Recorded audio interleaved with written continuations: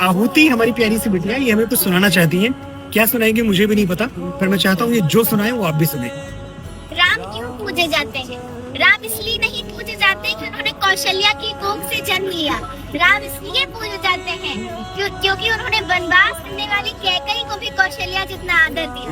राम इसलिए नहीं पूजे जाते कि जानकी जैसी देवी से विवाह रचाया। राम इसलिए पूजे जाते हैं कि समाज द्वारा ठुकराई हुई अहिल्या जैसी स्त्री को भी उन्होंने देवी कह के बुलाया। राम इसलिए नहीं पूजे जाते कि दशरथ जैसा चक्रवर्ती सम्राट उनका पिता है।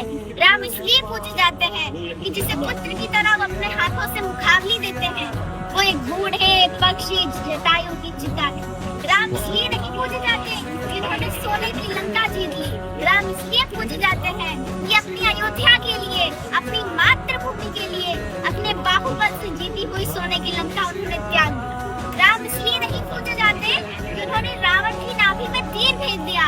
राम इसलिए पूजे जाते हैं कि इस प्रकार विद्वान से जीवन की शिक्षा लेने के लिए उन्होंने लक्ष्मण को उसके चरणों में भेज दिया। राम इसलिए नहीं पूजे जाते कि वो भगवान थे। राम इसलिए नहीं पूजे जाते क्योंकि वो भगवान थे। राम इसलिए पूजे जाते हैं क्योंकि वो मर्यादा में रहने वाले इंसान थे। मैं एक चीज ऑफिशियली कहना चाहूंगा, ये मैंने आज से तकरीबन 1.5-2 साल पहले लिखा था, और जितना अच्छा हमारी आहुति बिटिया ने बोला है, मैं जीवन भर कोशिश करके भी इतना अच्छा कभी नहीं बोल पाया। एक बार तालियां आहुति के लिए। You are so blessed। Ram इसलिए पूजे जाते हैं, बिल्कुल ठीक है जो तुमने बोला, लेकिन इस देश में बेटियों की पूजा भी इसीलिए की जाती है क्योंकि तुम्हारी जैसी बेटियां हैं इस देश में। खुश रहो बेटा।